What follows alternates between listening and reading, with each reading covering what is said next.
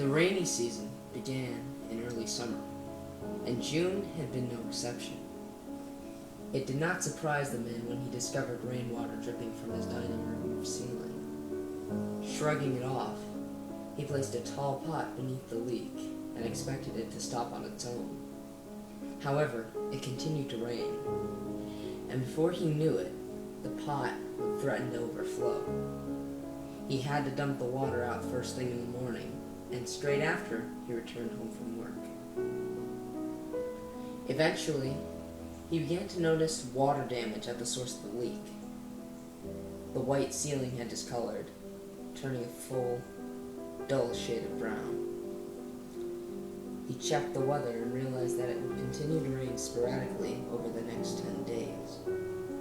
The man was worried about the ceiling mildewing and becoming an expensive repair, so he called the local handyman. Unfortunately, the man could not sign to have the repairs done. Only his landlord could. It was a frustrating policy. The man called his landlord but could not reach him.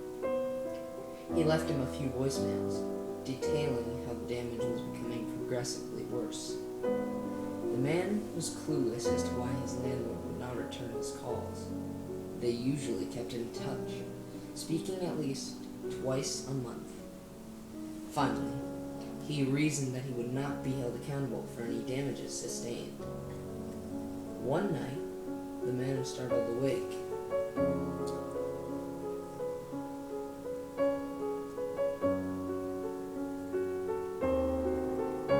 By a massive thump. He quickly turned on his bedside lamp, and just vaguely, he could see an overturned table and a large shape lying across it. He sprinted out of his apartment and called the police, gagging at the smell.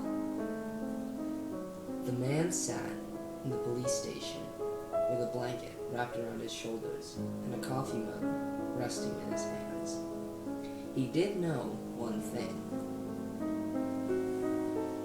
There had been a dead body in his ceiling, and the water had saturated it so badly that it had caved under the weight. So far, the body was unidentifiable due to the rainwater and was being autopsied. While the man waited, he called his landlord and finally reached him, panicking as he explained the situation. His landlord was just as alarmed, and the man pleaded for him to come to the station while he made a statement. The man paused as the detective crossed over to him, and he lowered his phone, wondering if the body had been identified. His blood ran immediately cold, and he shook his head with terror. The body belonged to Richard Thompson, his landlord, and he had died over a year ago.